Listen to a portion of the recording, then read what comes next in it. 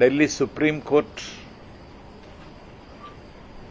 கரூர் துயரத்திற்கு CBI enquiry என்று உத்தரவு போட்ட அன்று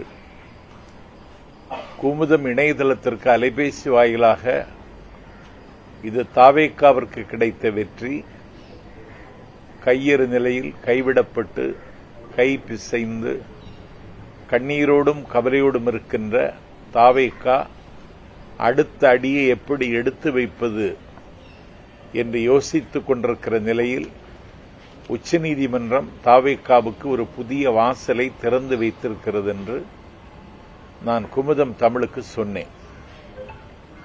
அந்த நிமிடத்திலிருந்து அறிவாலயத்திலிருந்து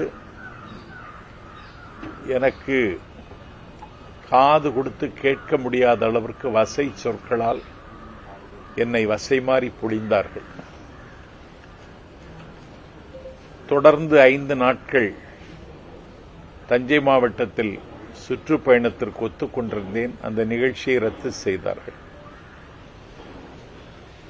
7-8 அறிவுத்திருவிழா என்கிற பெயரில் வள்ளுவர் கோட்டத்தில் காலத்தின் நிறம் கருப்பு சிவப்பு என்ற நூலை வெளியீட்டு விழாவும் 44 சொற்பொழிவாளர்கள் கலந்து கொண்ட 10 அமர்வும் வள்ளுவர் கோட்டத்தில் நடந்தது.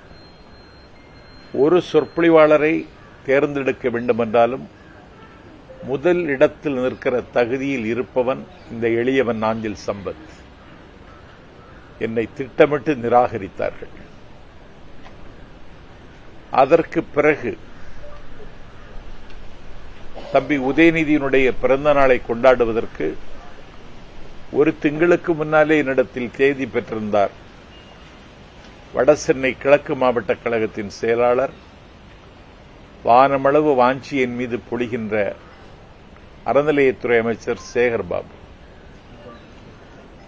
அந்த நிகழ்வில் கடந்த 28ஆம் தேதி கொரட்டூரில் வந்து நான் பேசினேன். அந்த நிகழ்வில் அண்ணன் ஜெகத் ரட்சகன், இயக்குனர் கரு பழனியப்பன், திராவிடர் கழகத்தினுடைய துணை பொதுச் செயலர் மதிவதினி ஆகியோர் கலந்து கொண்டார்கள். அந்த நிகழ்விலேயே கரு பழனியப்பன் என்னை நக்கல் செய்தார், நையாண்டி புரிந்தார். அதற்கு 5 நாளைக்கு முன்னால் திராவிட இயக்க தமிழர் பேரவை தலைவர், நான் பெரிதும் மதிக்கின்ற அண்ணன் பேராசிரியர் சுபவி, திமுக மேடையிலேயே என்னை குறைத்து பேசினார்.